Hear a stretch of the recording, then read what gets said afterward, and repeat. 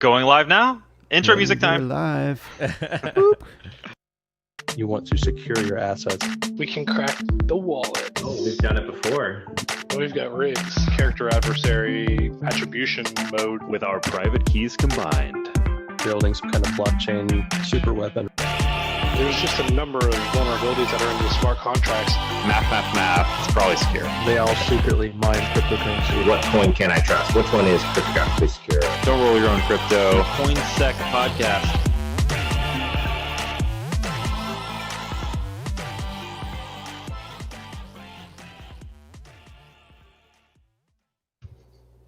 Hey, welcome to the CoinSec podcast. We're here for episode 52. I'm joined by an illustrious cast here today. We've got Ralph May, Corey, we've got Steve Borsch, and we have special guest Jack Rhysider. What's up, guys? Hey. Oh my god, I'm so excited. This is going to be a great episode. Cool. So, where do we start? Where are we going to start? You could start with your Discord. Oh, We have a Discord now. Remember at the end of last episode where we chose someone to do it? Yeah, That's we right. draw straws. I was gonna name it yet another Discord, just so that you know, 'cause we've all got so many Discords going now. This is going to be the one to be in, though. Like This is the one out of all those other Discords that really matters. Exactly. Cool. Yeah. So, guys, like, if you want to chat with us during the show today, definitely the Discord's the place to do it. That will be that's on the website at coinsecpodcast.com, and Ryan's posting it here for us on the YouTube. If you want to type it in manually, there it is. Yeah, if you want to just copy it, But it's easier if you coinsecpodcast.com. just go to the website. Is this one of those Discords that as soon as I join, I'm going to get flooded with DMs? Join my NFT bro. Yeah. Yes, actually, yes. We wanted it to feel as realistic as possible for a real crypto Discord. There's also like scam bots we have set up and other fun things. Yeah. You're winning today. Only you, though. It's an airdrop. And, Yeah, you get airdropped a lot of things on this Discord. Yes. It's mainly just airdrops, actually. They're not fishes, they're airdrops. Yeah, I'm sure we've got one of those stories in, the show notes today to talk about. So, so yeah, let's talk to Jack. Jack, you're here, man. So Jack, is the host of Darknet Diaries, which is an epic podcast, guys. If you haven't watched or listened to Darknet Diaries, such a good show. The best security podcast for people in your life that aren't Uber hacks whores. It's amazing. Thank you. That's Thank true. you. This is my this is one of my favorite podcasts too, so it's kind of going to be fun for me. All right. We have a viewer then. That's awesome. Yeah. He's the one. The one. Well, I mean, like the concurrent viewer. It's the So you're perfect the intersection for me. I'm fascinated with this Web3 tech. I just got kind of opened my eyes like a few months ago on it, and I'm learning, and I'm just like, this is weird. Like everything here is weird. MetaMask, my authentication is not my password anymore. It's now a MetaMask wallet. What the heck just happened? How did security change right before my eyes? And then all the stuff that's just happening all the time, I can't figure it out.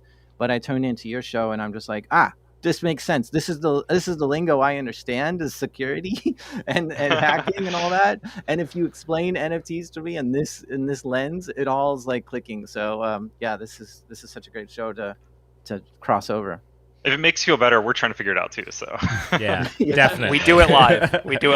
It's an interesting niche to be in, right? Because a lot of infosec people that we talk to don't kind of get and understand the crypto, and they're like, well, crypto means MD5 or SHA-256, and we're talking about cryptocurrencies and stuff. There's kind of a detach in infosec world, it seems like, and we wanted to come on and kind of bridge that gap and say, hey, look, security is important over here too. And to me, it feels like the beginning of the internet again. It feels like the early 90s when, taking an AOL disk and logging in and seeing, free whatever, and then given a fake credit card, whatever. Never did that, but Never did it. It's fascinating. But, it's just all new and it's exciting. It's fascinating to me to see some of these traditional security companies kind of poo-poo on NFTs and Web3, and they're just like, yeah, that's such a joke. And then other ones are starting to spring up and like, yeah, actually, we did a deep dive research on this, and we found these problems. And there's other ones are like, yeah, we're offering, contract reviews, or we'll help you do this, secure your crypto and stuff. And it's going to change the whole industry of security. This is just something you've got to add on to your security is Web3. Yeah. Even people who don't like crypto and don't really believe in NFTs or whatever, they still have to accept that the Web3 protocol is potentially a future thing to learn. At the very least, it's going to be used, so you have to at least know it exists and know how it works. Yeah, I was really, really excited to see Moxie, Marlon Spike, jump in and like do a deep dive into Web3. I mean, initial look, right? Which, it's cool to see exactly like what we've been talking about. Like security researchers and people that typically might, not be as interested in it because it's the quote unquote buzzword, and people tend to shy away from it sometimes because of that. Or whatever reason, right? Like it could be, maybe they've heard like it's bad for the environment, and then, all cryptocurrencies are just terrible, right? But that ability to just like take a step back and say, all right, well, what, it's becoming more popular. Maybe we should just at least look at it and see what's wrong with it, and go from there. And I thought that was really cool.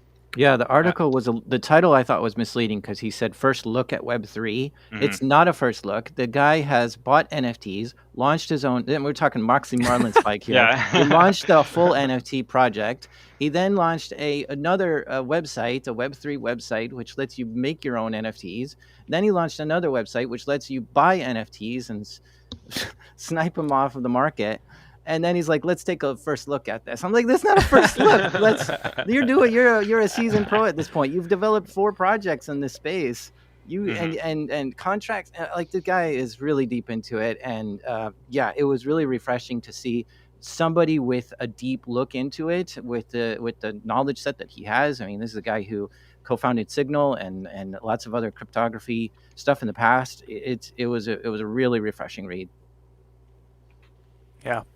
The other thing too is buzzwords aren't bad. They're just indicators of what's to come, right? So they're not developed. They're just, they're coming, and what the end goal and how we use that. Buzzwords aren't bad. It's just what it is. Cloud was there, Yeah, there's tons. I just think of like the list of all the buzzwords that I've heard over, my time in this field and just IT, and a lot of times it ends up just being the standard and not the buzzword at some point. So like the internet. Yeah, buzzword. Yeah, whole thing. It was a big one. So Jack, what would you say was your first kind of introduction into the world of crypto, blockchain? Like, how did you even get involved? Oh, I think my friend had me do some Bitcoin mining, and I was like, all right, I'll give it a try. And I had like 3 friends, and we were all getting into it, and each of us had a different kind of approach. One was all about, get more hardware and mine as much more. And one was all about, no, I'm going to buy and sell and trade. And then I was kind of in the middle. I wanted to get a little bit of hardware to get me some coin. And then I was trying to write like some PHP scripts to automatically buy and sell at different indicators and markers on the, and it didn't work out. But I was able to get a few Bitcoin mined and bought back when it was around $600 per Bitcoin.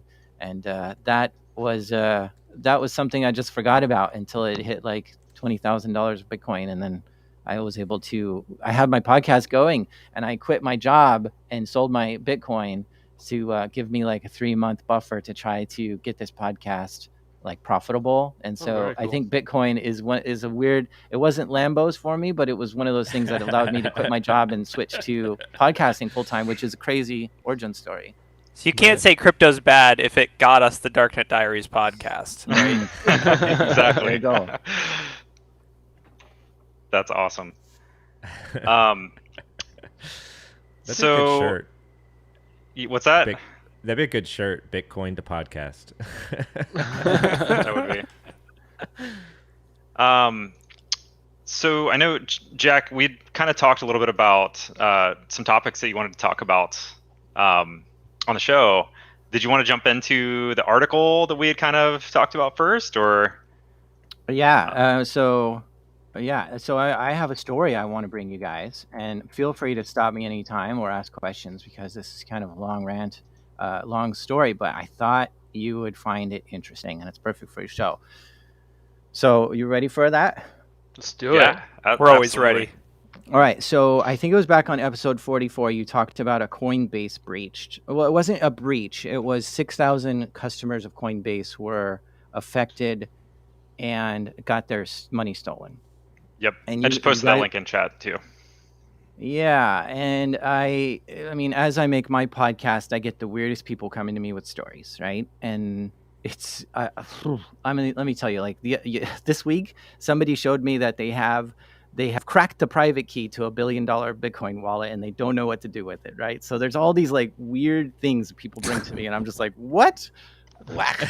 I wouldn't be able to sleep at night if I did that. But he's like, yeah, I know it's against the law, so I don't want to steal it. And what do I do? How do I contact the owner? And I'm like, I don't have a solution for you. So yeah, I mean, I get the weirdest things brought to me, and one of the things that was brought to me was an inside look at some of the circles that some of these scammers and hackers are doing to steal people's Bitcoin and NFTs and everything under the sun crypto related. And we can go back to July 14th, 2020. There was a ledger breach, and in the ledger breach, all that was in there was email, name, address, like physical address, and phone number. 272,000 records were stolen from Ledger in 2020. 5 months later, that whole database just shows up on RAID forums. And with RAID forums, you can download the database. It might cost you a few dollars, but you've got that. And so keep that in your pocket because we're going to come back to the Ledger database in a minute. But you can kind of take a guess on what kind of people would be in the Ledger database. They would be cryptocurrency owners, right? Whales, already, baby. Whales. Mm-hmm. So you already have like isolated the world and said, I know who has Bitcoin, right? So that's kind of a big piece of intel to start with. So there's also other places. If it's not RAID forums, there's cracked.to, null.to, and tons of other places where you can get database dumps. And some of these are cracked, like the passwords are dehashed, they're cracked. Some of them aren't. Some of them you can send to someone and say, can you just give it, your best shot at trying to crack some of these things? And so what people do is they build these combo lists and these other lists that have passwords and usernames and names, right? And so now they've got like a big database of valid username and passwords that they know at least worked on that site. And so now they use tools to try to see, okay, does that work on Gmail? Does that work on a Chipotle site? Does that credential work at stuffing? Hilton's? Credential stuffing. Okay, yes, I guess we can consider that. We could say that. But in this particular story, we want to try to find Coinbase users specifically who have money in their Coinbase account. And so how would you find a Coinbase user? Well, there are a few things you can do. If you have this list of emails and passwords, you can try to just go to Coinbase.com. If you try to type in an email address and a bogus password, it's not going to tell you what's going on. It's going to say that username or password might be incorrect. We don't know. We're not going to tell you, but it's not a valid login. And so it doesn't tell you if that password or if that username exists. But if you try to sign up for a new account, it will tell you, oh, that email already exists here. You cannot sign up with that email. So now you know that person has an account there. And so if you have a valid password for something else that they have, you might be able to try that password there. And so this is a way that you can, at least take one of your database dumps and see if it has a list of Coinbase users in there, right? So now you've isolated that. And now we can start combining and cross-referencing to see, okay, who's got what where.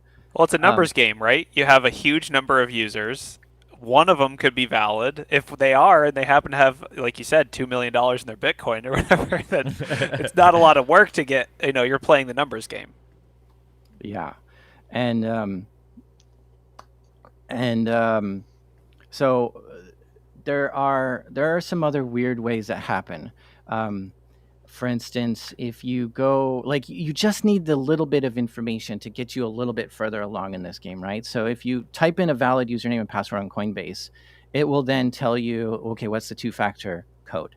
And it will tell you very clearly, you either need to add a Google Authenticator code, or you need to tell us the text message we just sent. And it tells you which one they're looking for. And the thing is that 90% of people use text messages, which is not as secure as Google Auth, and I'll tell you why in a minute. So now you've got an idea of, okay, who's got text-based authentication, right? So we don't have a full authentication in. We've got maybe a valid username and password because they're reusing it from, old data breach to this one or whatever. And if they can just get in your email, then they can reset the password as well there too. So maybe you have a different password on Coinbase than you did on your email, but if they just get in your email, they can reset it. So whatever, they've got a valid username and password, and now they just need that text message. But the text message tells you, okay, we just sent, or the message when you log in, it says we just sent a text to XXXXXX17, or whatever the last two digits of the phone number are. So now you've got a clue that this is the phone number that they've registered as. So if you've got their first name, you can look up, okay, what city did they live in? Where'd they get their ledger delivered to? What's their password? Or what's their, you want to figure out their phone number using a people lookup search. So this is what people are doing. They're doing like all the way down this line. But back to this article, that there was, I think, 6,000 people affected by something in Coinbase. There was a dashboard endpoint. I don't exactly know where it was.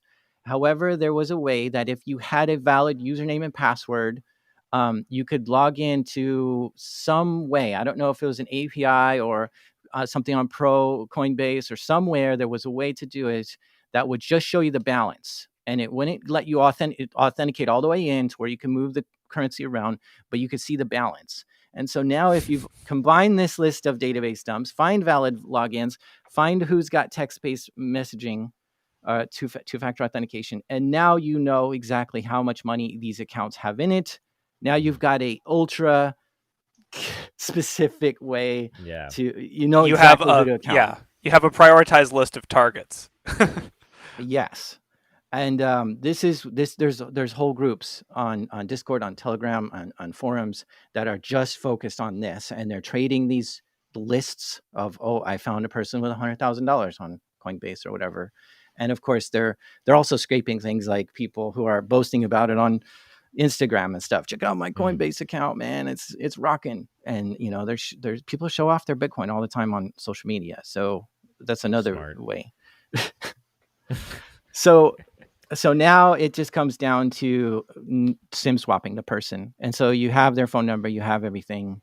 And, we can get into how that works, SIM swapping, because that's a very complicated story as well.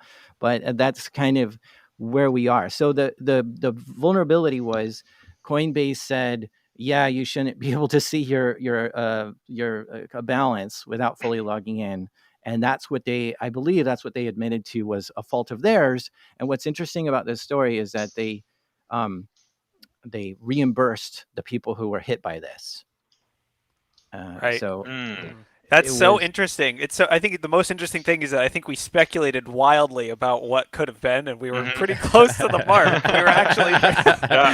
We were actually pretty close. So that's so interesting to hear what the real story is, and it's kind of a blend of like what we would call traditional hacking or traditional OSINT kind of techniques, where that same technique works against a lot of different sites. It's just with crypto you have a high payoff at the end. It's not like you just get on someone's Facebook account and you can say like, oh, I changed my relationship status or whatever. Now it's like $100,000 or even more. So that's so interesting.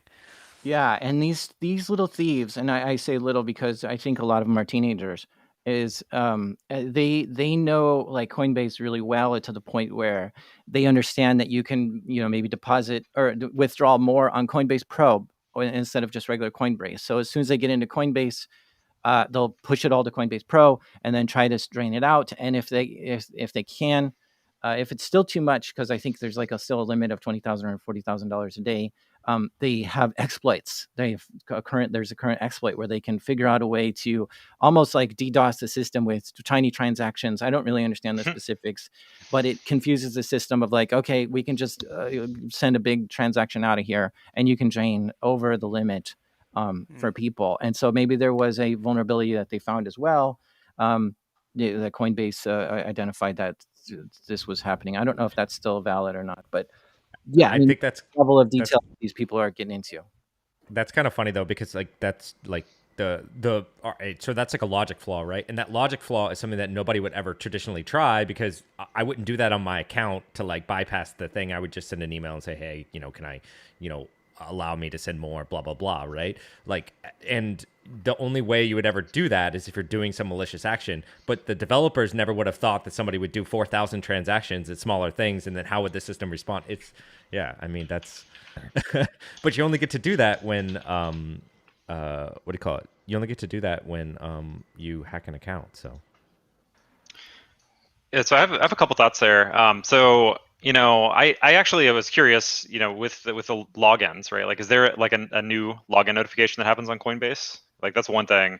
The second thing is, you do get a text message if somebody logs in, and just to test if your username and password works, you'll get a text message that says, here's your code, Coinbase code, and that should give you a clue that you might be hit with a SIM swap soon if you didn't go to Coinbase just now and log in. Right. Yeah. People might not know how to react to that though, right? Or they might. It's like the whole AirTag thing, where it does tell you if you're being tracked with an AirTag, but you have to see that notification and know what it means that you're being tracked with an AirTag. It's like most people would be like, "That's weird." Maybe they're just testing something, right? Like we know from social engineering that like you could just call people and be like, "Hey, yeah, your MFA's locked. Can you read me the codes real quick? I need to reset it." Like people, they don't have that. They don't have that awareness of like, "Oh, you're bad. You're doing this like maliciously." Yeah. So it makes me wonder if maybe Coinbase needs to implement something like what KuCoin does. So KuCoin has a trading pin in addition to your login username and password and two-factor. So like after you're logged in, like a separate pin that's different from your password. Like let's say they use that password somewhere, it was compromised, like you mentioned, and then your phone was compromised. You still wouldn't be able to trade without that pin. So I don't know. Maybe that's something to look at if you're listening Coinbase. Yeah, I think the takeaways for me is that the Google Authenticator or Authy is more effective here, because getting SIM swapping you're not going to get that. You're going to have to be social engineered, which these kids are trying to social engineer people out of their Google Auth code as well, and that's effective. So never give anybody over the phone. I mean, what I've heard is like they'll call the wife and say, or they'll text the wife, they'll SIM swap the phone, text the wife and say, can you go to my phone and tell me the Google Auth code? I really need to do a trade real fast, And so even that's like happening and stuff. So Google Auth, tell your wife, don't ever text me this code ever. And then like the other takeaway is to absolutely 100%, which we all are doing, is use a different password on everything.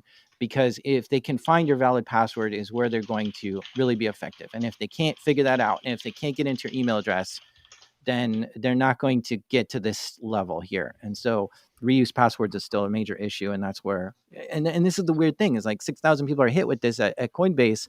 They could have still gotten all these people's money without these little exploits that they were using.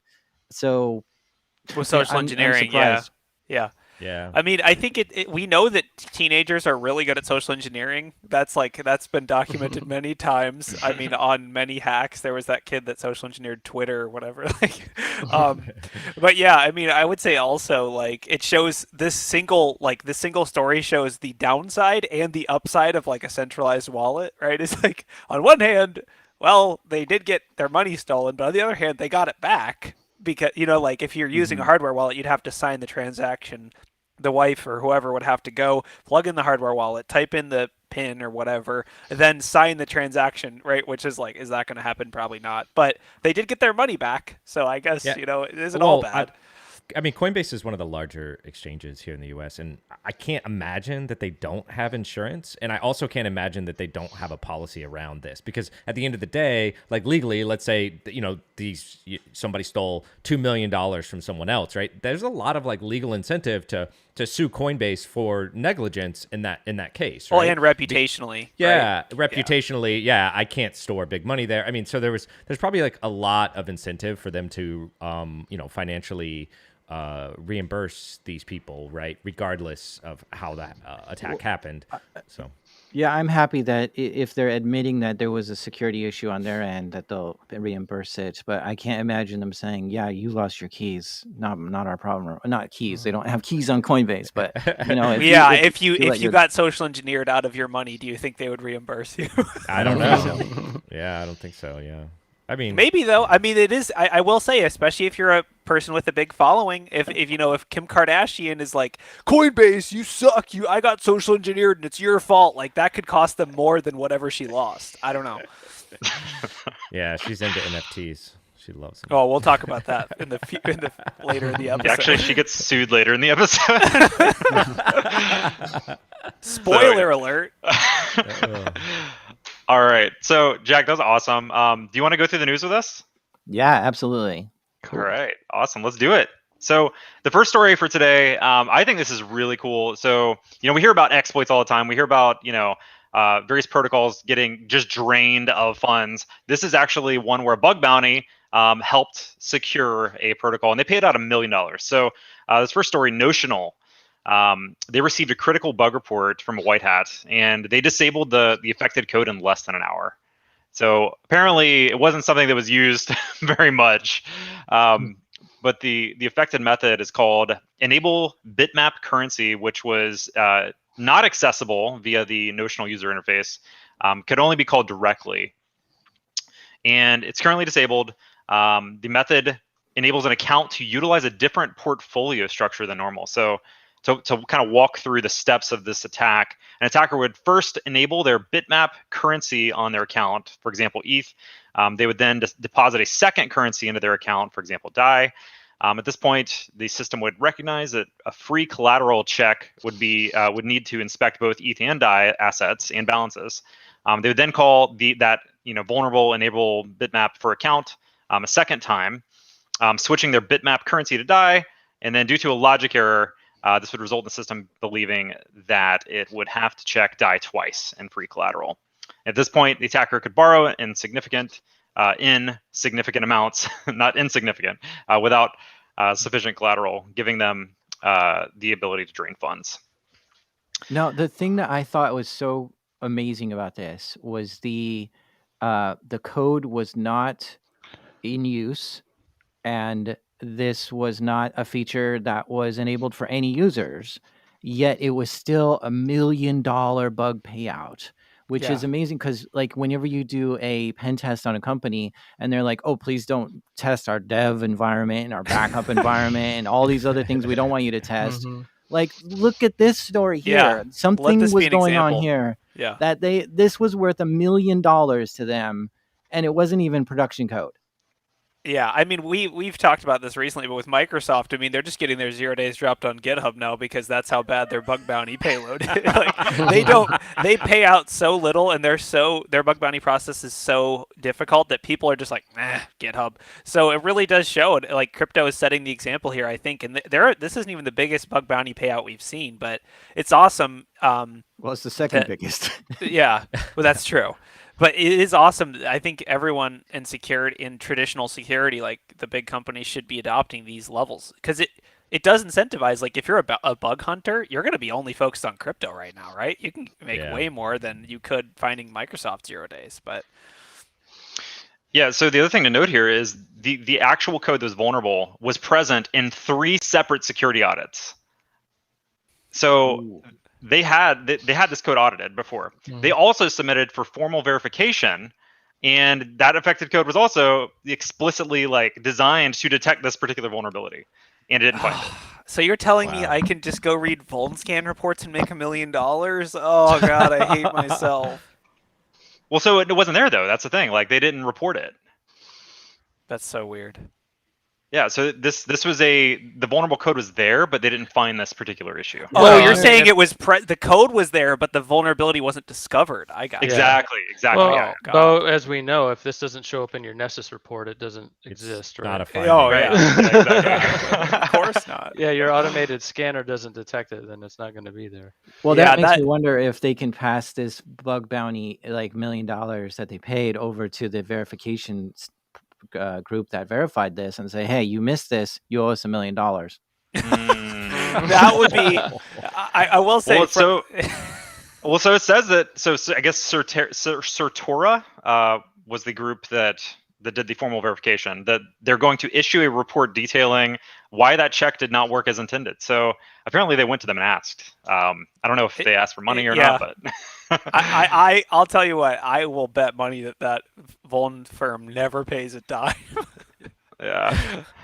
But you're right. They bear some responsibility for it. But Well, that's because specifically they said they checked for that particular class of vulnerability, right? Not just like, hey, we checked, to look for everything. We checked for this class. They said we discovered this class later and you didn't bring it up. I think that's kind of the argument, right? Right. Yeah. It's a little bit more than I just didn't know about it. It's literally like it's like telling someone I'm checking for this thing. Don't worry, we checked for that, but then you missed it. So, It brings up all kinds of memories of pen testing and Yeah. Oh, you didn't find this web bug and all that. Yeah. Yeah. It happens, right? Like you check for cross-site scripting, but if it's in some random ass like parameter that you never even knew existed, sometimes you miss stuff. That's why you never claim that you checked everything. But we did our best. We gave it our best effort. Yep. So on that kind of similar topic, the next story involves talking about like smart contract antivirus. And we've kind of thrown this idea around in the past, like kind of like an alarm system of sorts. Mm-hmm. So basically, there were some tweets that happened last week that I thought were super interesting because basically a multi-chain DeFi protocol called DefiDollar was able to stop an attack before it even happened. And the way that they did that was this group called Nethermind built a system that detects when an Ethereum account is funded with ETH from Tornado Cash. and if that same account deploys a contract, they analyze that contract and determine if it's targeting any specific protocol. And if it is, then they notify the respective teams. I like how Tornado Cash is like the Bitcoin of cryptocurrency. It's like if bad things are happening, it's got to be Tornado Cash. Yeah. and Tornado Cash is a ETH tumbling service, so it's only going to be used if you're trying to hide your tracks for some reason. Yeah, I mean, I think the concept is awesome. When I send myself $10, I like to throw it through, an anonymized. You never know. You never know who's watching. It's an IRS audit. That's mainly it. Well, he said big amounts. I'm assuming these are big amounts, right? They're not looking for $10 coming in from Tornado there. And we saw the Tornado Cash, bug bounty program came live too. Mm-hmm. So that's interesting. They know. They know. I think that's got to be a new. That's got to be a new thing that's going to be rolled out. I would guess most companies have a de facto system that's running this, like audit checks and things like that. Just a simple notification system, but having it more formalized into a product is going to be interesting to see what that looks like. Well, so I saw some people kind of debating this idea too, because technically, I could go deploy, like I could do this, right? I could go deploy a wallet, fund it with Tornado Cash, put a contract out there that just has like an address to like various, other, DeFi protocol contracts in it. And if they take that as an action that something malicious is about to happen and go stop their contract, like that's affecting business, right? It's like a denial of service. Yeah, it's a denial of service. How It do you also stop maybe a contract? affect the price, possibly. Right. Yeah. So like that, this isn't necessarily like the go-to thing. I would say, like definitely worthy of getting some research and some recon, I guess, on malicious stuff that's happening. But I don't. And so the thing is, like, if you want to stop an attack from happening, and somebody has deployed it to Ethereum, right? Like, you don't have much time. So it's either you decide like to either just analyze it and then not stop your contract, or you see something and then you go stop it. And I I don't know. Yeah, that's what I don't understand is how you stop it. Is it IPS or an IDS, right? So detecting is one thing, stopping it when it's just decentralized out there on the blockchain, how? So a lot of contracts have pausing features where you can freeze, yeah. Yes, where you can pause like certain functions, right? So like whether it be like a trading function or like a transfer function, there are times where you can pause those functions, so nobody could actually like call them, basically. Yep, but that means no one can use your currency, which means they might jump ship, or like Ralph said, the price can tank because it's not being traded, the volume, all that stuff. Yeah, I mean, it essentially is the denial of service idea, right? If you can take some website offline, somebody may go somewhere else, and that could affect the company, blah blah blah, and that's like the. But with this, it's just not going to affect. It's going to affect the price most likely, and there could be speculation that there is a vulnerability, so on and so forth. People feel untrustworthy. Trust is like the whole thing, and so yeah. And then as the attacker, you're just picking up that coin, at a cheap price when people are trying to sell it, somewhere else, right? Because usually it doesn't stop the token from moving around. It just stops the contract for whatever function. So the other thing to think about is there's not a whole lot to go off of when somebody deploys a contract without verifying it in Etherscan, right? So if an attacker deploys it, which I'm going to assume most attackers don't go and verify their code in Etherscan. No, they get it audited. It's fine. They audit, yeah. It's a process. Yeah, I mean, there's some things you can look at, right? You can decompile the bytecode, and you can look at certain fields that are hard coded. So like you can see if an address has been hard coded. And so like, for example, if like there was an address for like Uniswap or something, like you could see that in the bytecode. But in terms of the functionality and actually like knowing what it does, that would take some work. Yeah, and we talked about this on a previous show, but one of the best detections you could write in this AV product would be a contract gets deployed, isn't verified, and has a high similarity to another contract, right? Yep. Like they're just stealing they're just stealing someone else's code, modifying something, and then being like, go. Yep. Yeah, actually, I mean, so, on that note, I mean, one thing you could theoretically kind of do here is like you could look for your own code, like if I'm a swapping protocol, right? I could look for my own code that's identical, that's been deployed to the testnet, right? And then just monitor that code that's been deployed to the testnet and see like if people are exploiting it on the testnet, right? That would be a good way to go about it, I think. Yeah, canaries. We all love canaries. Yeah. All right, moving on. So next story, we've got a hot wallet compromise. Another one. We had like 5 in a row a couple episodes ago. Are you telling me there's hot wallets in my area?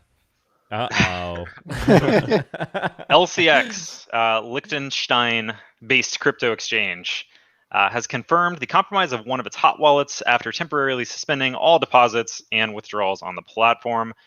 They lost about $8 million, it looks like. Or let's see. Yeah, wait, cumulative 6.8 million after the hacker successfully transferred 8 types of tokens. So I don't think there's a whole lot of details here on like how this happened, but it did. So just another hot wallet compromise to add here. Anything, guys? Anything you want to add to this one? And we could speculate wildly. I was going to say nothing but speculation. Yeah. Is it a multi-sig key? Is it a sig? All that. I have seen some charts lately that have been showing that the amount of crypto being held on exchanges over the past year or so has been drastically reducing because people are keeping their stuff off of centralized exchanges. They're buying it, and then taking it out pretty much right away. So people are listening to our podcast. Yeah, right. What? That was just one person. Yeah. Okay. It just reminds me of when I got my coins off of Mt. Gox. I was like, I don't trust these guys for nothing, dude. Like, I gotta get these things out of here now. Well, that's like the biggest W of your life. Yeah, I was gonna say, what went wrong? I can't think of anything. Magic the Gathering. That was. Yes. All right, so moving on. All right, so next we got a couple kind of worldly news stories next. So cyber warfare. Basically. But so the first one is Kazakhstan internet shutdown effects on the Bitcoin network. So recently there was a nationwide internet shutdown in Kazakhstan. And so the thing is, like, after China banned Bitcoin mining, apparently 20% of the network hash rate moved to Kazakhstan. That's insane. 20% of the hash rate was in Kazakhstan. That's amazing. They just shipped all those miners and connexes, and they showed up and plugged them in. So long Ethernet cables. Yeah. So there was some research done by Arcane Research to kind of try to tie whether that internet outage actually affected the price at all of Bitcoin. And apparently, the day that it happened, it only dropped about $1,000, which, you know, if you watch Bitcoin prices at all, like, I mean, they're up and down, you know, multi-thousands on any given day. So it wasn't a huge dip. Network lost around 12% of the hash rate as crisis unfolded. So apparently, some people had some like mobile cards or something, LTE cards. They're running their nodes off of. You can see that dip on that chart that was just up there. If you want to bring that up and zoom in over on the right. So we see the China ban right there in the, that big dip right there in the, April through July, somewhere around there.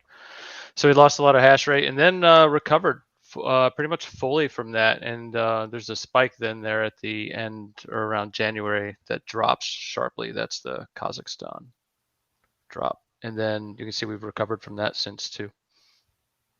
It's kind of funny because I got one of those Starlink kits recently, and I was thinking about that. I'm like, once they deploy this all over the world, like, how will you shut down the internet in your country? Like, that's not going to happen. Yeah, I wonder how they did it. Did they pull a Facebook and just take their BGP leases offline, or what? Like, how do you actually do that? Pulling a Facebook means shutting down your internet. They're just like BGP. Never heard of it. No more internet. Oh God. And all right, so on to the next one. So this one is in relation to North Korean hackers targeting crypto startups. So apparently, North Korea's been doing a lot of hacking recently. And recently, well, even more so in 2021, apparently, specifically targeting companies to obtain crypto. So I mean, I think there's two different reports here. There's one from Kaspersky and one from Chainalysis. And Kaspersky internally identified the North Korean hackers as Blue Norov, who've stolen over $1.1 billion from financial institutions worldwide. According to the U.S. Treasury Department, Blue Norov is believed to be part of Lazarus, major cybercrime group there. One scheme Kaspersky observed was Blue Norov targeting successful crypto startups for social engineering and phishing attacks, identifying key people and conversations within the company to facilitate the attack. So I'm wondering, is this exchanges? Is this just, like DeFi, like developers? I don't think that's... It says startup, so it's probably a mix of pretty much everything, right? I mean, it's anyone... I mean, it's like Jack was talking about earlier. They probably just pull lists of what they can find. People like build dossiers on different people who are running these startups, and the people who have the most exposed are probably the ones they go after, right? Like, so...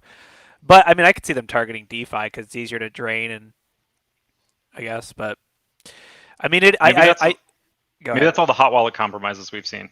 Yeah. I mean, I would assume at least a good portion of them probably are. Yeah, that's exactly what I was going to say. I bet you a lot of these attacks we've talked about over the past few episodes are, forever are going to be attributed to these threat actors eventually, probably, or some of them. I think the next big one's going to be the North Korean rug pull, where they just make a token and like pump it up, and then just. It is funny to me because I assume they're doing it so that they can use it as a currency, right? They're probably like, you can't spend North Korean dollars on anything. But like, it is a little confusing to me because like, okay, hi, I need to buy 50 million kilograms of rice, and you're going to ship it to North Korea. It's like, do you take bitcoins? Like I don't. How does it translate? Yeah. Like how are they using these cryptocurrencies, or is it? I don't know. I mean, maybe that's actually their plan, because I assume it's like you can spend the cryptocurrencies, but I'm like, where do you ship this stuff? I don't know.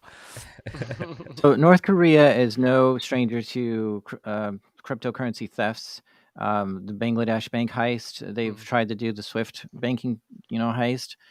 They were responsible, or allegedly responsible, for the KuCoin heist that happened in 2020. Yeah. They were responsible for the CoinSec heist that happened. And the CoinSec one is, they stole 500 million NEM tokens from that one.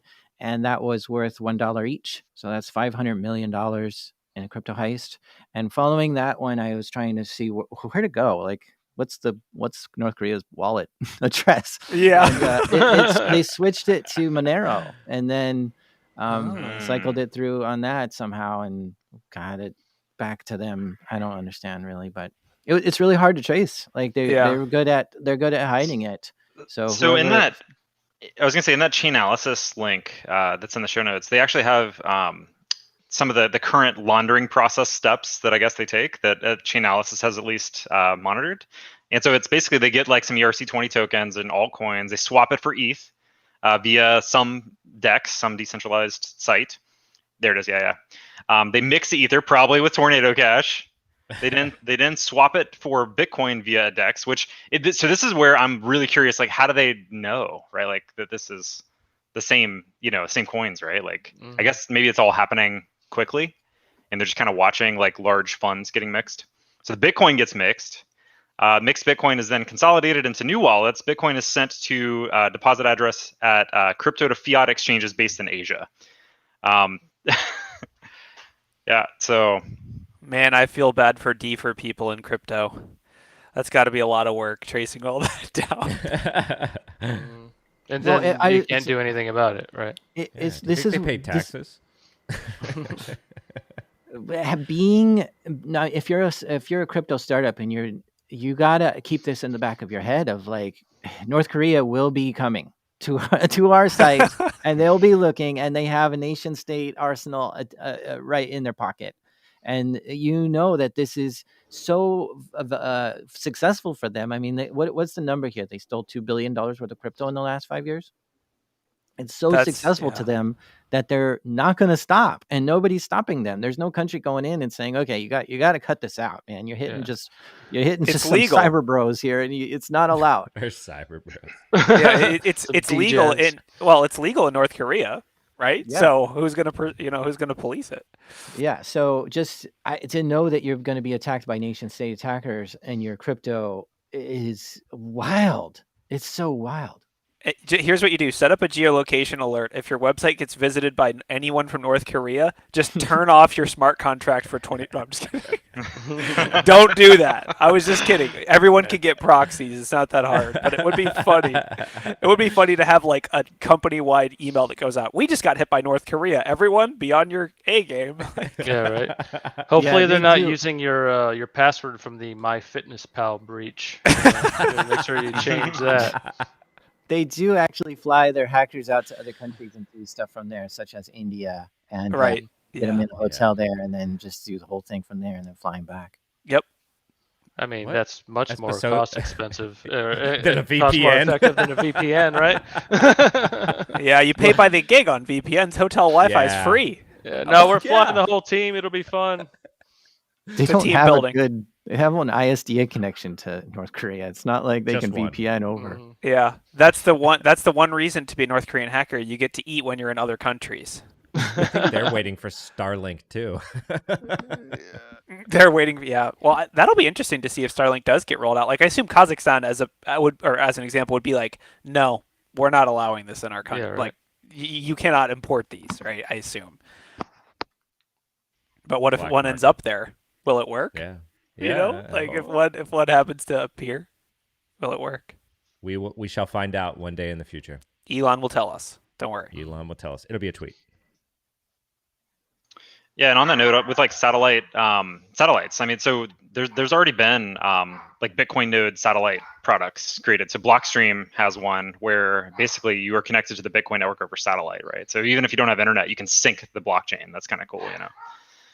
Well, we know Bitcoin and other cryptocurrencies are used in a lot of these low stability environments, right? And national currencies use this kind of decentralized stuff. So it has a tendency to work even when it shouldn't. Mm-hmm. All right, moving on. So the next one I got, so Certik is they're one of the bigger security auditing companies out there. They handle a lot of different smart contract audits. They posted their own report on the state of DeFi security.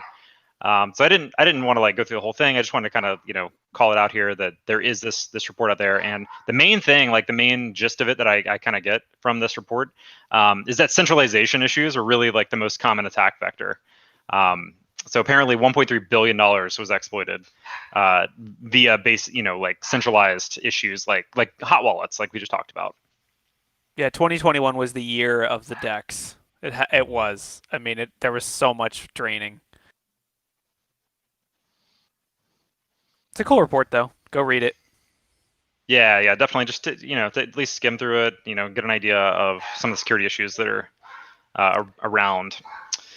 All right, so this next one it's kind of a follow up to what we talked about last week. We talked about how $2.2 million in Bored Apes was stolen, and how OpenSea locked that down. And actually, we talked about something kind of similar to this last week, where we were like, well, why don't they have a way to prevent risky trades from happening? And actually last Friday, so it's funny, after the show last Friday, I saw where a Bored Ape was sold for like 19.69 ETH, which is like way under the floor. And I was like, Steve, dude, somebody found an exploit in OpenSea. Yeah. And Steve and I started digging into it. And eventually I saw like a tweet from looks like what's December 30th, I think it was, where somebody has actually identified an issue on OpenSea where so if you go to list something on OpenSea, you have to pay a transaction fee. You have to pay a fee just to list it. And then if you want to take something off of a listing, you also have to pay a delisting fee. So what people started doing is they're like, oh, well, what if I just transfer it to another wallet? So they'll transfer it to another wallet to try to avoid that fee. But the thing that gets people is that the second you transfer it back, that listing is still there, but it doesn't show up in the user interface. So those old listings can still be accessed via APIs. And Rarible is actually one of the sites that uses OpenSea's APIs. So if you go through Rarible, you can actually see some of those listings that don't necessarily show up in the OpenSea interface. So it's kind of a huge issue. So anyways, Rarible is apparently going to start implementing tools to protect against a specific thing. But this doesn't necessarily mean that somebody couldn't go write their own tool, right? Like, right. I mean, technically, you could go just hit OpenSea's APIs and look for this stuff yourself. Yeah, I feel like they have to fix that listing logic flow. At the end of the day, OpenSea is going to have to do something about that. Mm-hmm. I mean, unless they restrict their API, I'm not entirely sure what the availability of their API is. I'm assuming it's relatively open though, based on just the it's a free key. Free key. So yeah, there you go. Yeah, I haven't gone through the process of requesting a token yet, but I've used the free endpoints on OpenSea, and you can get a lot of information. But there are certain things like the listing info in particular. You have to have one of their tokens to get the listing info. Yeah, but you just request it, and they'll give it to you free. Okay, cool. Yeah. I mean, I think that the other article that this kind of harkens back to is the guy that listed it on accident for way lower than it was worth. Like that's like a simple JavaScript thing. I feel like, I don't know, but I'm assuming right now if you went on OpenSea and typed, sold my Bored Ape for 0.5 ETH, they'd be like, are you sure? Are you really? It's just a little red text that says it's this much below the floor. I don't think there's any pop-up. But I was watching in a Discord channel the other day, a members-only Discord channel, right? And all of a sudden, one of the memberships sold for like half price, and I was like, "Whoa, what happened here?" And what happened was that there was the DM that this guy got, and he clicked the link, and it said, mint now, we've got a special deal, and he clicked it, and it said, okay, connect your MetaMask wallet, and he connected his MetaMask wallet, and it said, okay, enter your 24 words to MetaMask wallet, right? Mint, go ahead. And so he did. He entered his 24 words, and then they just took his 2 NFTs that he had. He had 2 valuable ones, and they sold them for half price and took off. Yeah. Wow. And the DM is one vector. We've talked a lot about Discord techniques. If you do run a Discord server, disable webhooks. please. Because No a lot of webhooks. At least don't share your webhook key on a YouTube stream while you're showing people how to program those things. Yeah, if you haven't been able to protect them like they are your keys or your private passwords, key, yeah. because they, with those airdrops or mint URLs and things, if there are 1,000 people waiting to click that and authorize the transaction if it ends up coming from the official bot, so it's crazy. And there's like literally 0% of the time that you're ever going to need to use your seed phrase. So don't ever give anybody your seed phrase. Yeah. So yeah. Anyways, that's kind of cool to see that at least something's happening there. We were talking a little bit earlier about the new Looks Rare exchange that just launched this week as well. So one of the things that I read with that particular exchange is that they've I guess said that they're not going to limit transactions on like stolen items, which is kind of weird. Maybe because they don't have customer support yet. That could be.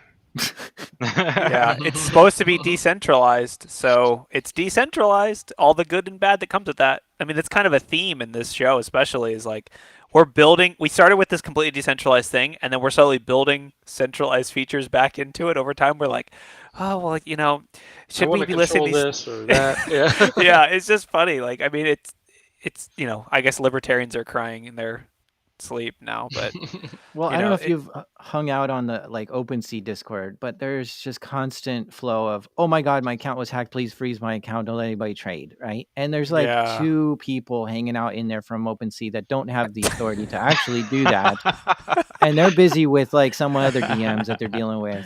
And I know there's probably over a dozen customer support reps at OpenSea, but they're just so busy they cannot handle the constant shouting of, oh, please do something, recover my account.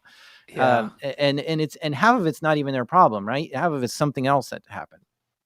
So I can't imagine Looks Rare, the new marketplace, has 24 customer support reps to just be like, yeah, we're ready to help you with a breach. What happened? You got your keys stolen? All right, no problem. Let's get it back for you. Like, this is not going to be ready for that. Well, and the code has to support all those functions and things that they would actually use to recover that stuff, right? The code, all the contracts have to handle like a revert function. That isn't just baked in where it's like, oh, reverse this transaction on the blockchain. Like, that's kind of against what the whole blockchain stands for. Like, so it is interesting.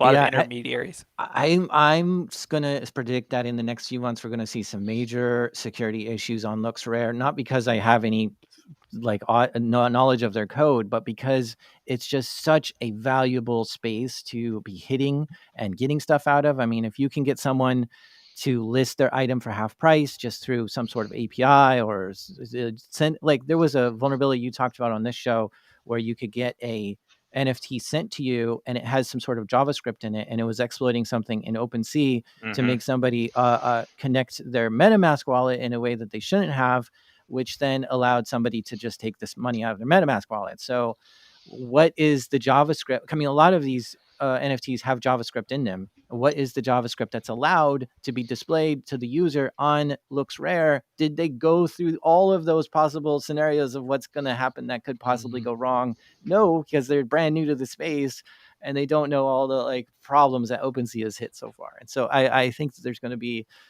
there's some learning curves for Looks Rare, just because that's how you got to deal with it in this space.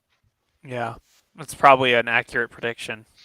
Well, and that makes me think like a lot of these places do, their smart contract audits and all that stuff, but are they having anybody check the infrastructure and like phishing resilience and your staff's susceptibility to phishing and things like that? So, there's a lot more that goes into it than, hey, we just got a security audit, for our contract. Yeah, traditional security still applies. There's still companies with people that are, weak, or, they still have, you can still compromise Active Directory, and you know what I mean? Like, there's still a lot of, I don't know why anyone would want to start a website like that. It's like having a viper farm or a scorpion farm. They're like, yeah, let's go out barehanded and. Do you know how much viper and scorpion venom is worth, though? I mean, seriously, I think that's honestly the driver is like, man, if you're, it's the classic. If you're collecting 1% of fees, you want to be the marketplace, right? I mean, I would not be able to sleep as the CEO of that company. I'd be like, my teeth would be clenched all the time. Yeah, totally. I mean, also, who are your developers? Do you just DM people on Discord and ask if they can write smart contracts? Like, you can't just go on monster.com and be like, smart contract developer for a new cryptocurrency that doesn't even exist yet, right? Like that, it just moves so fast. It's hard. Also, can we get an audit today? Maybe.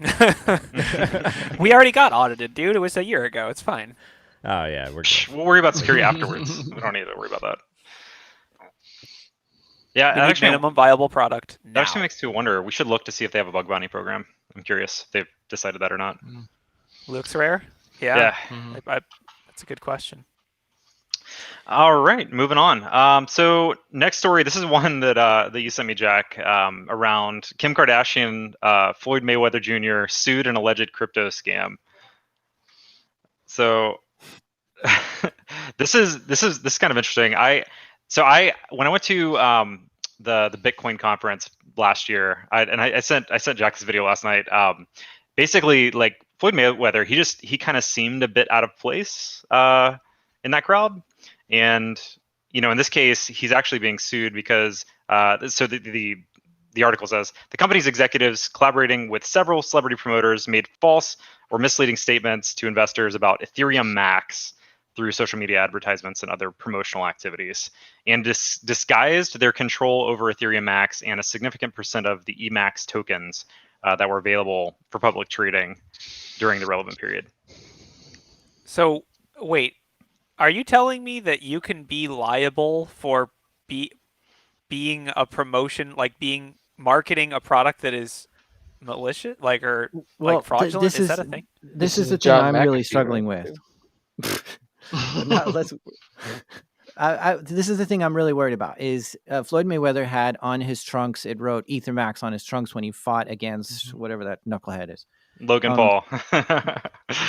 And was that as far as this goes? Was that it? Was that he accepted promotional sponsorship, put it on his trunks, fought in front of the world?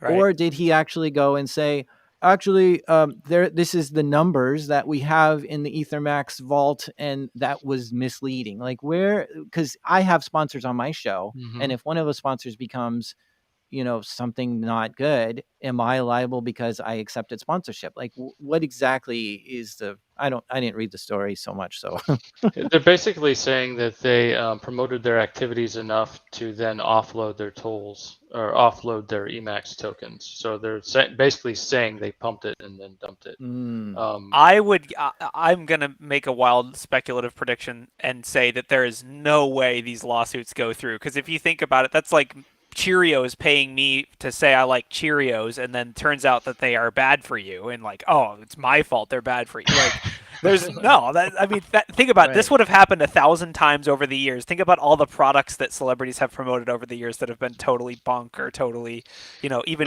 fraudulent companies. But what if Cheerios gave you stock in Cheerios and then you sold that stock for a profit? Well, that's fair. That's fair, but I just can't. I mean, that could be the case, but based on what the lawsuit says, or what they're actually they're saying, like, it's influencers like being malicious or misleading with their advertisements. But it'll be interesting to see how it shakes out for sure. But just based on how these celebrities, like, they have agents that review this kind of stuff, and I'm sure they have people that are making sure they're legally protected no matter what they advertise, right? But I don't know. I mean, it's now that it's in crypto. I mean, we already talked about, like, has anyone ever been prosecuted for a straight pump and dump? Like, has that ever happened? I don't think so. So I don't know. I think John McAfee did, right? But he was on the way to it. Yeah, that's what they were trying to extradite him for before. Yeah. Whatever. Yeah, but I mean, they had a laundry list. Yeah, it's not like getting Cheerios stocks. It's like getting Cheerios tokens. Yeah. Yeah. And then it's kind of insider. Yeah. I can't imagine Floyd being like, oh, yeah, you got Ethereum Max tokens you're going to pay me in? That sounds great. Send them my way. Like, right? Yeah. I don't know what happened there, but that sounds like the bad decision to start with. Ethereum's great. I mean, Ethereum Max has got to be even better. Well, dude, they paid him 30 mil for that too. That's the crazy part. The current price of Ethereum Max has 0.7 zeros. So it's a buy. It's a good deal right now. Oh god. And that's the other thing. Who cares? Like if it's 0.7 zeros, like you pumped it up to 0.6 zeros, like really? That's what we're going after? It was probably like $3 when people bought it.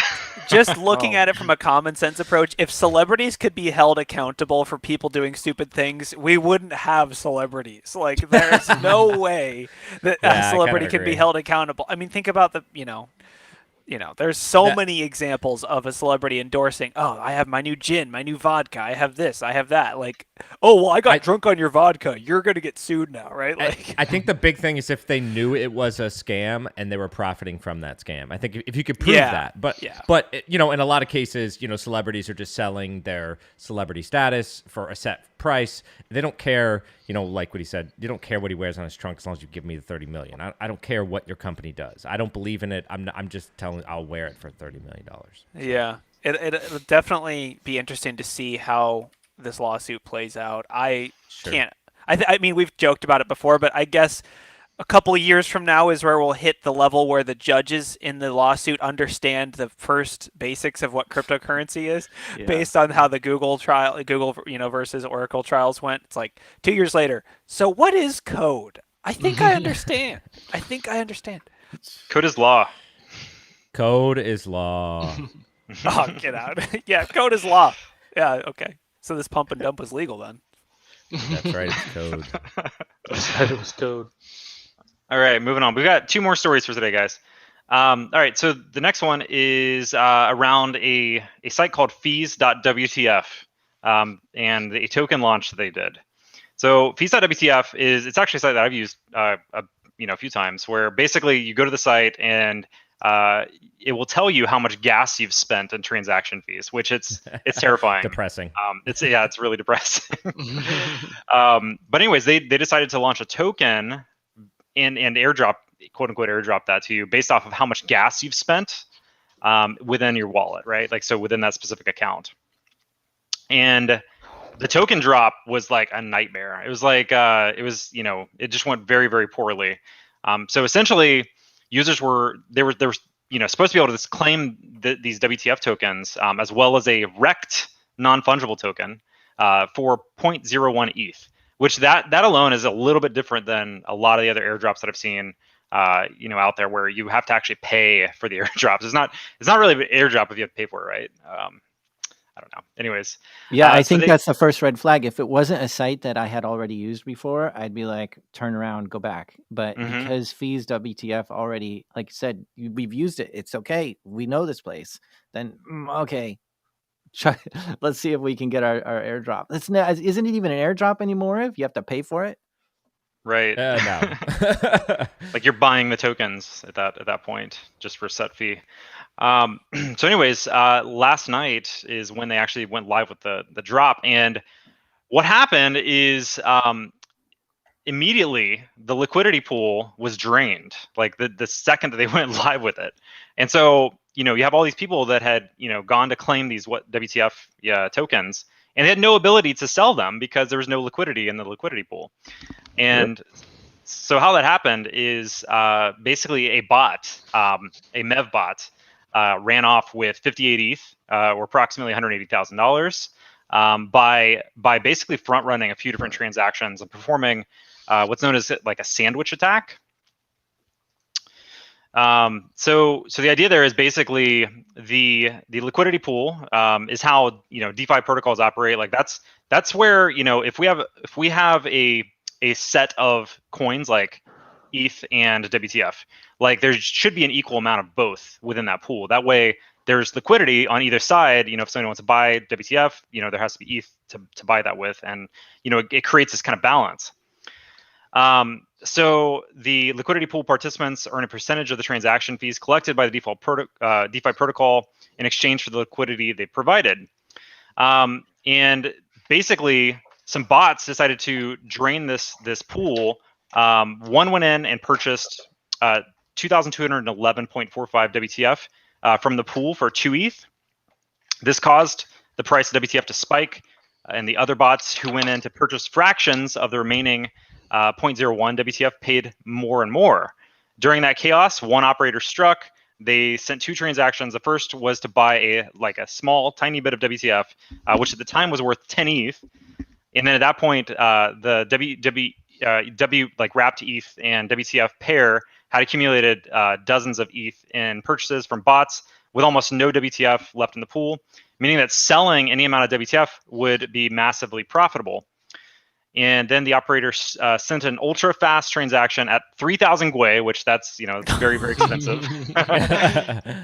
On the next block, selling the same WTF that they had purchased in the prior nearly 6x what they had bought it for. So as a result, they're basically able to drain it for 58 ETH. So and nobody. This is crazy because all this played out programmatically, right? Or is there this all happened faster than anyone could be manually typing in trades, right? I assume. Mm-hmm. Yeah, absolutely. Yeah, these So would have to be bots. Why? And then was it an insider? This happened to every other airdrop, like the Lux airdrop and this SOS airdrop and the whatever airdrop. So, apparently this would be something that the WTF developers could have, coded in differently within their own liquidity pool contract. Mm-hmm. So I'm guessing that there's some functionality there where they didn't do something right. And that, I guess that's the thing I wonder is how can because these new airdrops are hot and spicy when they happen, right? You want to jump in and get them, but you got to hesitate and say, wait, let's check this for red flags. What are the red flags on something like this? Don't pay for an airdrop. That's the main number one flag, I would say. Well, but they want to cash in on this hot, people they have FOMO, number one, and number two, they want to cash in on the volatility in the very beginning. So yeah, and also go ahead. I was gonna say, my question is, all right, why can't you do this with every liquidity pool, right? Because the volatility. Well, no, but yeah, if you have enough money, you can create that volatility in any of these liquidity pools, right? Correct me if I'm wrong. Am I missing something? Oh no, we see this all the time, dude. There is this is the flash loan thing, pretty much. Well, there are some protections. So the whole front running thing, the entire idea of minor extractable value, so MEV, was a topic at I think it was ETHCC last year. Literally every talk was about this particular issue. And Flashbots is their research and development organization. I'm going to paste a link in the Discord here. But they have basically been trying to mitigate these specific issues, and I think that they have some code maybe to help protect against this kind of front running. But it is it's a massive issue, just front running in general, right? Not even just for liquidity pool transactions, but just in general, front running is something that is a huge issue that is being looked at in Ethereum. Yeah, it says poor liquidity pool management from the developers left the pool exposed, and that it goes back to what I was saying earlier. Yeah, it's not something like Ralph said, you can do it for every liquidity pool. It was within this one thing, and they're not saying exactly what it was. Yeah, basically, I guess my bigger question is that why don't we see this for every large liquidity pool, right? If it's only a matter of how much money you have, I just take the flash loan, because a lot of times we see the flash loan used as a facilitator of the attack, right? There's still a fundamental flaw with the contract, and having a lot of money allows you to exploit it. So that's the flash loan. And in this case, you're saying that liquidity pools can all be susceptible to this if I can just raise the price enough, meaning I can, buy enough, reverse the side. Because that's impermanent loss, right? When you have two things in a liquidity pool, you have the ETH, right, which is the thing you care about in this token, right? You want to drain the ETH, right? To do that, I need to really raise the price of the token, meaning buy a lot of them and continue to raise the price, draining the ETH, and no ETH is getting back in there to fill that in. Yeah, it's kind of like a delicate balance, right? one thing leads to the other. It's kind of, I think it's a gamble if you ask me. Like, is this going to work? Do we have enough money to pump into this? And we're going to spend 3,000 Quay on the gas. Like, you're going to actually end up using a lot of technology to try to do this, and a lot of money to try to do this. And for what they made, what, 50 ETH off of this? 58. Yeah. Yeah, 58. Yeah. About Yeah, 180 worth grand. Yeah, and the potential for you to have spent, X amount and lose it, right? Yeah, I think it does happen a lot. I mean, we talked about DEX draining. That's like half the articles we do, man. There's a list of 10 I can think of off the top of my head. So it is a common. I mean, like Bo was saying, it's one of the biggest issues on the ETH chain is this front running attack. Like the whole MEV situation is not great. And we see it not just like with DeFi protocols, but also NFT drops. People, pump Gwei hard to be the first one to buy and mint certain NFTs. And like you said, Jack, I mean, like people are willing to lose that, and they do. ETH 2.0 when? Yeah, exactly. December of last year. Right. It's like the Cybertruck. Just right around the release of the Cybertruck, that's when ETH 2.0 releases. They're kind of like... Yeah, the Cybertruck's coming with a miner, I heard. Yeah, and it'll be loaded with immunization shots that we're not getting. All right, on to the last article for today, guys. So this is another one that you sent over, Jack. So this is the SEC charges decentralized AWS competitor. Yeah, I wanted you to bring this up because this is going to bring us full circle from the story that I talked about earlier, right? So this is, what's the name of this company? Crowd Machine. They launched an IC. They're like an AWS competitor, right? They got cloud services, but they launched an ICO and they promoted it, saying, "Yeah, this is going to be great for investors." And this is what's crazy, right? So years ago, one of these guys that's in one of these crypto stealing circles, like I explained earlier, Coinbase targeting and stuff, targeted this company and stole $14 million worth of cryptocurrency from this company. And that company contacted the feds and said, "Oh, you got to catch this hacker." And they caught the hacker who actually worked at T-Mobile and was orchestrating some of these SIM swaps. And that's how they were able to do some of this stuff. Like, hey, yeah, I know the phone number to this wallet. Let's just do it. And so that guy, I think he was sentenced to 5 years in prison for stealing $14 million of cryptocurrency from Crowd Machine. And now Crowd Machine is being sued by the SEC for misleading investors. I guess they sent $8 million of this ICO money to gold mines in Africa and didn't tell anybody. And it's like, whoa, that's suspicious already, and all kinds of other stuff. So it's weird. It's a weird irony that this company got all this money stolen and now is being sued by the SEC for mishandling funds. Yeah. Let's just say if you're a cryptocurrency company and you open your doors to the government, you will probably get fined by the SEC. Oh, there's money over there? Yeah. The trick, the real difficult part for all these ICOs is this a financial instrument? What's it called? A security, or is it a meme coin? Right? There's you can't really be both. And if you're going to be saying it's an investment, then that's a security, and the SEC has strict rules over that. And so these ICOs have to fall into that, and it's very difficult. And I think that's kind of where they're getting scrutiny right now. The CEO is complying with everything, saying, "Okay, we'll do the audit and we'll do it the way you want it and stuff." So I think they'll get through this, but it's just a funny circle back.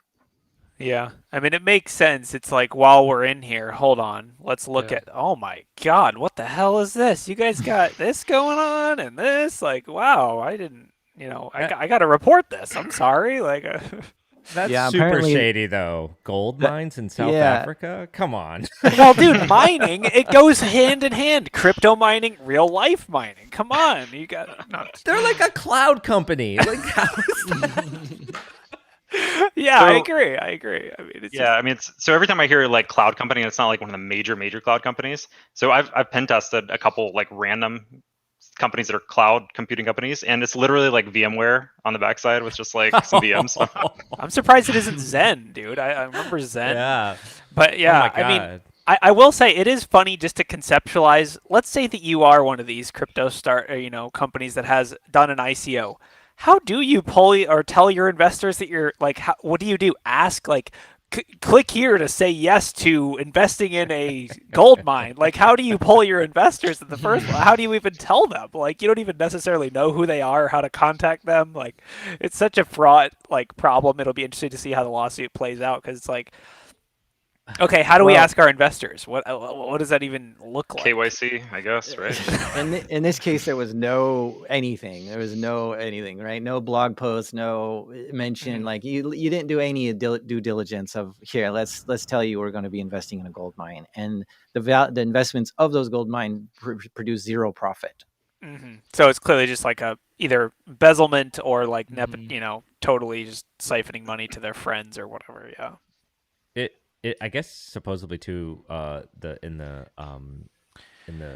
what do you call it, in the complaint it says that the crowd machines were just hosted on centralized servers anyways, like they just like go get an AWS instance and Put it on they one. were like using AWS to host their like decentralized cloud. I don't know, man. We're an AWS competitor. Okay, not really competitor, more like reseller. Reseller, yeah, who also dabbles in gold mines. Okay. Yeah. Well, also, how do you not make money in a freaking gold mine? I mean, come on. Because they didn't go to Africa to do it. Right. Some middleman was like, "Hey, I got a gold mine for sale." I got a gold mine for sale. That's so funny. Oh my God. That's awesome. Well, that kind of wraps it up, guys. Jack, thanks so much for joining us this week. Dude, it's an open door. Anytime you want to come on the show and hang out, feel free to just let me know and we'll make it happen. Awesome. Thanks for having me. I'll be listening for sure on all future episodes. So we really Awesome. appreciate it, man. Yeah, Great. and with Yeah, that, appreciate you. yeah, guys, go follow us on Twitter, subscribe on YouTube, and join our Discord. Come talk on the Discord. The link is on the website, coinsecpodcast.com. We will catch you. I think next week is going to be a skipped week, but the week after that we will be back, and I think we have another guest. And So, listen to Darknet Diaries. Yes, all of them. Thank you. Start at the beginning. Go all the way through. Awesome, guys. We will catch you in a couple weeks. Thanks for listening. Thanks all.